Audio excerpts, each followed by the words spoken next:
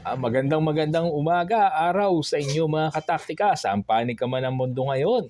Isang mega loud shout out! At pag-uusapan natin ngayon kung ano ang sales or pagbebenta.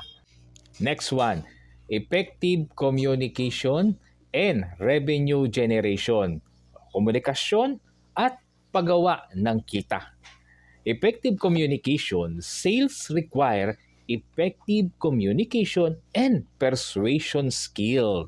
Epektibong komunikasyon ang kailangan. Ang sales o pagbebenta ay nangangailangan ng epektibong kasanayan sa komunikasyon o pakikipag-usap at panghihikayat.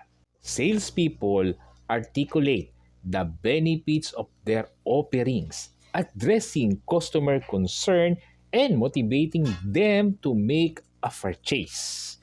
Ang mga salespeople or mga ahente ay naglalahad ng mga benepisyo na kanilang mga inaalok, sumasagot sa mga alalahanin ng customer at nagmo-motivate, nagaganyak or nag-uudyok para bumili ang mga customer or kliyente. Revenue generation.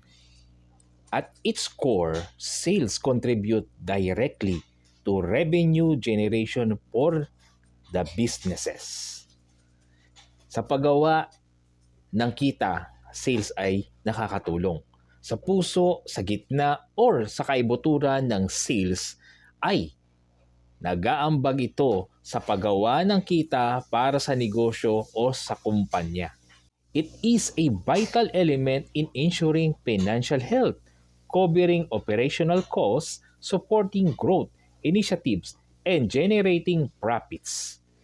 Ibig sabihin, ang sales ay isang mahalagang bahagi sa pagtiyak ng kaunlaran at kaginhawahan ng pinansyal. Pagtakip sa mga gastusin, suporta sa mga inisyatibong paglaki o paglago ng negosyo, at pagbuo o paglikha ng tubo o kita ng kumpanya o negosyo.